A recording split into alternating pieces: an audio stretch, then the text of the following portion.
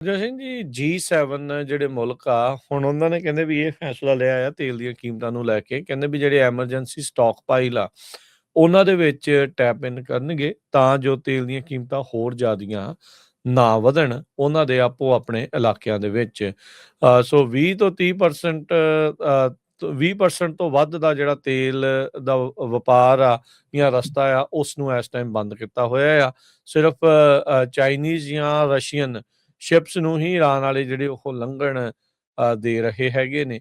ਸੋ ਇਹ ਜਿਹੜੀ ਸਿਚੁਏਸ਼ਨ ਇਸ ਟਾਈਮ ਬਣੀ ਪਈ ਆ। ਸੋ ਅੱਜ G7 ਦੇ ਜਿਹੜੇ ਲੀਡਰਸ ਆ ਉਹਨਾਂ ਨੇ ਆਪਸ ਦੇ ਵਿੱਚ ਮਿਲ ਕੇ ਮੀਟਿੰਗ ਜਿਹੜੀ ਕਰਕੇ ਇਹ ਫੈਸਲਾ ਲਿਆ ਆ। ਜਿਹੜੇ ਫਾਈਨੈਂਸ ਮਿਨਿਸਟਰ ਆ ਫਰਾਂਸ ਦੇ ਉਹਨਾਂ ਨੇ ਉਹ ਵੀ ਜਿਹੜੇ ਉੱਥੇ ਮੌਜੂਦ ਸੀ ਕਹਿੰਦੇ we are not there yet.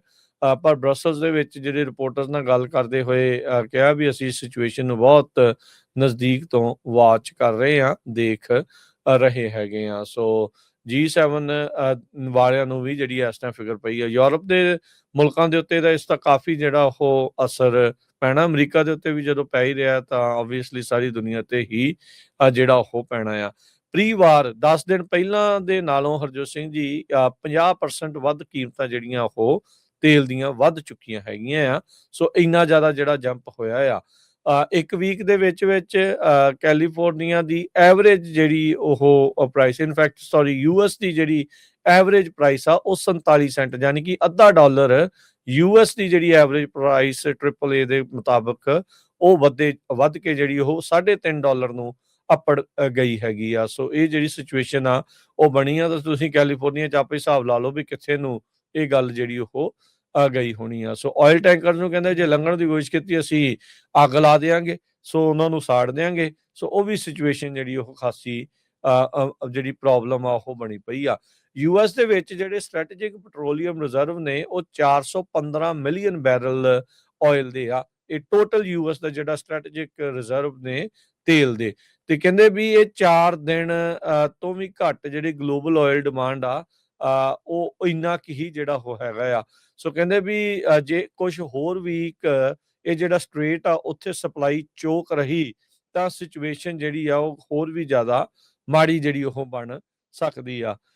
ਯਾਦ ਹੋਣਾ ਹਰਜੋਤ ਸਿੰਘ ਜੀ ਜਦੋਂ ਪਹਿਲਾਂ ਵੀ ਮਿਡਲ ਈਸਟ ਦੇ ਵਿੱਚ ਲੜਾਈਆਂ ਹੋਈਆਂ ਸੀ ਉਦੋਂ ਕੈਲੀਫੋਰਨੀਆ ਉਦੋਂ ਅਮਰੀਕਾ ਦੇ ਵਿੱਚ ਇਹਨਾਂ ਨੇ ਵਿਸ਼ੇਸ਼ ਕਾਨੂੰਨ ਲਿਆਂਦੇ ਸੀ ਵੀ ਗੱਡੀ ਹੌਲੀ ਚਲਾਓ, ਤੇਲ ਜਿਹੜਾ ਉਹ ਉਸ ਦੀ ਵਰਤੋਂ ਜਿਹੜੀ ਉਹ ਘੱਟ ਕਰੋ ਇਸੇ ਚੀਜ਼ ਦੇ ਕਰਕੇ। ਸੋ ਇੱਕ ਲੰਮਾ ਸਮਾਂ ਚੱਲਦੀ ਜੇ ਲੜਾਈ ਤਾਂ ਪ੍ਰੋਬਲਮ ਜਿਹੜੀ ਉਹ ਹੋਰ ਜ਼ਿਆਦਾ ਵਧੂਗੀ। ਡੀਜ਼ਲ ਦੀਆਂ ਪ੍ਰਾਈਸਿਸ ਤਕਰੀਬਨ $1 ਐਵਰੇਜ ਦੇ ਹਿਸਾਬ ਦੇ ਨਾਲ ਆਪਾਂ ਜਿਹੜੀ ਦੱਸ ਰਹੇ ਹਾਂ, ਕਈ ਥਾਵਾਂ ਤੇ ਤਾਂ ਵੱਧ ਗਈਆਂ ਹੋਣੀਆਂ। ਐਵਰੇਜ ਜਿਹੜੀ ਆ ਉਹ $1 ਡੀਜ਼ਲ ਦੀ ਪ੍ਰਾਈਸ ਜਿਹੜੀ ਉਹ ਉੱਤੇ ਜਾ ਚੁੱਕੀ ਆ। ਕੈਲੀਫੋਰਨੀਆ ਦੇ ਵਿੱਚ ਆਲਰੇਡੀ ਇਹ $6 ਤੋਂ ਪਾਰ ਜਿਹੜਾ ਉਹ ਪਹੁੰਚਿਆ ਹੋਇਆ ਹੈਗਾ ਆ। ਸੋ UPS ਜਿਹੜੀ ਸਭ ਤੋਂ ਵੱਡੀ ਸ਼ਿਪਿੰਗ ਕੰਪਨੀ ਆ US ਦੇ ਵਿੱਚ, ਉਹਨਾਂ ਨੇ ਕਿਹਾ ਵੀ ਫਿਊਲ ਸਰਚਾਰਜ ਜਿਹੜਾ ਉਹ ਲਾਉਣਾ ਸ਼ੁਰੂ ਕਰਨ ਜਾ ਰਹੇ ਆ ਜਿੰਨੇ ਵੀ ਸਮਾਨ ਜਿਹੜਾ ਉਹ ਘੱਲਣਾ ਆ। ਪਹਿਲੋਂ ਟੈਰਿਫ ਦੇ ਨਾਲ ਸਮਾਨ ਮਹਿੰਗਾ ਹੋਇਆ, ਉਹ ਟਰੰਪ ਹੁਣਾਂ ਦੀ ਧੰਨਵਾਦ ਜਿਹੜਾ ਸਾਰਿਆਂ ਨੇ ਕੀਤਾ। ਕੱਲ ਉਹ ਕਹਿ ਰਹੇ ਸੀਗੇ ਕਹਿੰਦੇ ਸੁਪਰੀਮ ਕੋਰਟ ਨੇ ਟੈਰਿਫ ਰੋਕਤੇ, ਮੈਨੂੰ ਕੁਝ ਕਰ ਨਹੀਂ ਦਿੱਤਾ, ਮੁਲਕ ਦਾ ਜਿਹੜਾ ਉਹ ਬੁਰਾ ਹਾਲ ਹੋ ਜਾਣਾ। ਕਾਨੂੰਨ ਤਾਂ ਇਹ ਕਹਿੰਦਾ ਆ ਸੁਪਰੀਮ ਕੋਰਟ ਦੇ ਹਿਸਾਬ ਨਾਲ ਵੀ ਇਹ ਗੈਰ ਕਾਨੂੰਨੀ ਆ, ਟਰੰਪ ਹੁਣੇ ਕਰ ਨਹੀਂ ਸਕਦੇ। ਸੋ ਕੀ ਟਰੰਪ ਹੁਣਾਂ ਨੇ ਧੱਕੇ ਦੇ ਨਾਲ ਹੀ ਲੋਕਾਂ ਦੇ ਸਿਰ ਬੋਝ ਪਾਤਾ ਤੇ ਹੁਣ ਇਹ ਲੜਾਈ ਦੇ ਨਾਲ ਬੋਝ ਜਿਹੜਾ ਉਹ ਹੋਰ ਜ਼ਿਆਦਾ ਵਧਣ ਜਿਹੜਾ ਹੋ ਜਾ ਰਿਹਾ ਆ। ਸੋ ਕਿਸਾਨਾਂ ਦੇ ਉੱਤੇ, ਟਰਾਂਸਪੋਰਟ ਦੇ ਉੱਤੇ ਤੇ ਆਮ ਲੋਕਾਂ ਦੇ ਉੱਤੇ ਹਰ ਇੱਕ ਪਾਸੇ ਹੀ ਕੋਈ ਵੀ ਐਂਗਲ ਜਿਹੜਾ ਇਸ ਟਾਈਮ ਕਿਸੇ ਵੀ ਪਾਸੇ ਦੁਨੀਆ 'ਚ ਬਚਿਆ ਨਹੀਂ ਜਿਸ ਦਾ ਜਿਹੜਾ ਅਸਰ ਆ ਜਿਸ ਦੇ ਉੱਤੇ ਇਸ ਲੜਾਈ ਦਾ ਅਸਰ ਜਿਹੜਾ ਉਹ ਨੈਗੇਟਿਵਲੀ ਨਾ ਹੋ ਰਿਹਾ ਹੋਵੇ।